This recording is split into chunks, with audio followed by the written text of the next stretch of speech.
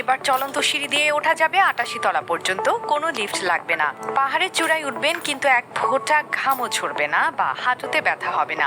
আগে হয়তো এটা অসম্ভব ছিল, কিন্তু এখন আর নয়।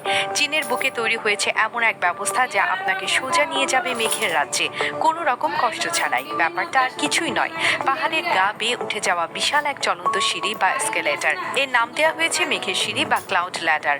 আর নামটা যে কতটা সত্যি তা এখানে না গেলে বোঝা মুশকিল।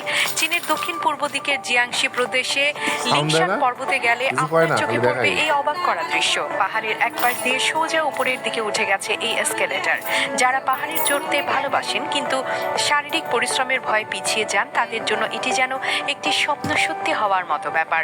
আপনাকে কিছুই করতে হবে না, শুধু সিঁড়িতে গিয়ে দাঁড়াবেন আর বাকি কাজটা যন্ত্রই করে দেবে। চারপাশে সবুজ গাছপালা, পাথরের খাঁজ আর মেঘের আনাগোনা। দেখতে দেখতে আপনি পৌঁছে যাবেন চূড়ার কাছাকাছি। এই চলন্ত সিঁড়িটি যে কতটা উঁচু তার একটা ধারণা দিলেই আপনি চমকে যাবেন।